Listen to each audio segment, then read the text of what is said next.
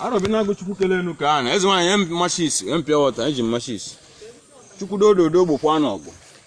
agba na-agba ya nweke onye ụmụ onunu Akwa Ifitedunu nke n'obodo oyibo onye ka anyị na-esendere ya ọgwụ taa na ebe ọbụla ọ nọ asị mmụọ ọjọọ ọbụla ji mmadụ ọjọọ ọbụla ji ọgwụ agbara agbo ji ya agba na-agba ya n'anya alụsị nwoke alụsị nwaanyị society nwoke society nwaanyị na ka anyị na-esendere ọgwụ ebe ọbụla ọ nọ asị m ibe ọbụla na-egbochili ya ụzọ osi na benna osi na benna osi na arọ osi na ọgwụ osi na ndị amoosu taa ka ọ ya ara ya ọ na-aga ọgwụ niile achọba ya gwọrọ ya ọla mụ na ya na-abụ egbokwa n'ọgwụ nne nwaanyị gbokwa n'ọgwụ dodo gbokwa n'ọgwụ asị ya bụ nwunye ya bụ asị na bịa taa na-ega na-erubere ya isi ibe ọrụ ọgwụ a nwunye ya ka nwunye ya na-emeza nwunye ya nọ n'okpuru ya nọ ya bụ iwe nkwu mmụọ ya egbochi ọgwụ gbugbu ya mmadụ egbochi ọgwụ emere egbu mmadụ gbugbu ya nọ ya bụ iwe nkwu agba na-agba ya n'anya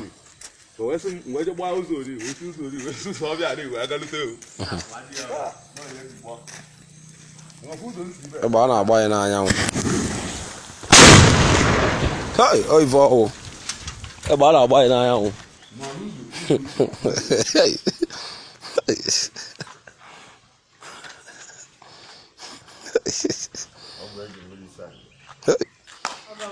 agwa mmiri ga-eji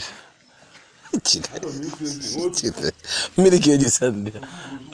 ọgwụ machis ọgwụ dịkwa agba na-agba ya n'anyanwụ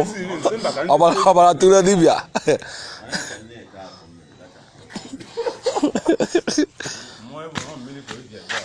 mmiri